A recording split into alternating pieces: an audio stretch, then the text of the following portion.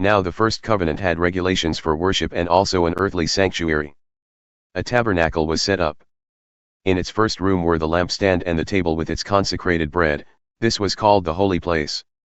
Behind the second curtain was a room called the most holy place, which had the golden altar of incense and the gold-covered ark of the covenant. This ark contained the gold jar of manna, Aaron's staff that had budded, and the stone tablets of the covenant. Above the ark were the cherubim of the glory, overshadowing the atonement cover. But we cannot discuss these things in detail now. When everything had been arranged like this, the priests entered regularly into the outer room to carry on their ministry. But only the high priest entered the inner room, and that only once a year, and never without blood, which he offered for himself and for the sins the people had committed in ignorance. The Holy Spirit was showing by this that the way into the most holy place had not yet been disclosed as long as the first tabernacle was still functioning.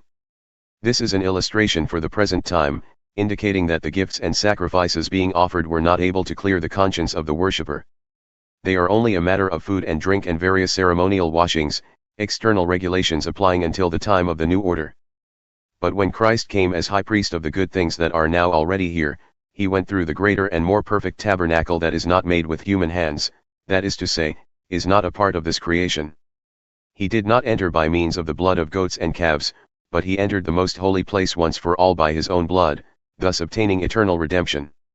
The blood of goats and bulls and the ashes of a heifer sprinkled on those who are ceremonially unclean sanctify them so that they are outwardly clean. How much more, then, will the blood of Christ, who through the eternal Spirit offered himself unblemished to God, cleanse our consciences from acts that lead to death, so that we may serve the living God. For this reason Christ is the mediator of a new covenant, that those who are called may receive the promised eternal inheritance, now that he has died as a ransom to set them free from the sins committed under the first covenant.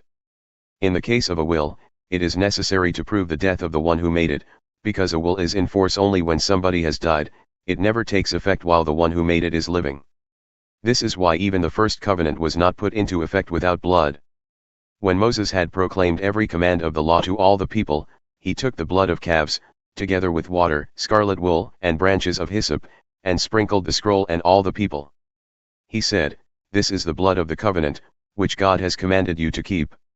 In the same way, he sprinkled with the blood both the tabernacle and everything used in its ceremonies. In fact, the law requires that nearly everything be cleansed with blood, and without the shedding of blood there is no forgiveness. It was necessary, then, for the copies of the heavenly things to be purified with these sacrifices, but the heavenly things themselves with better sacrifices than these. For Christ did not enter a sanctuary made with human hands that was only a copy of the true one, he entered heaven itself, now to appear for us in God's presence. Nor did he enter heaven to offer himself again and again, the way the high priest enters the most holy place every year with blood that is not his own. Otherwise Christ would have had to suffer many times since the creation of the world. But he has appeared once for all at the culmination of the ages to do away with sin by the sacrifice of himself. Just as people are destined to die once, and after that to face judgment, so Christ was sacrificed once to take away the sins of many, and he will appear a second time, not to bear sin, but to bring salvation to those who are waiting for him.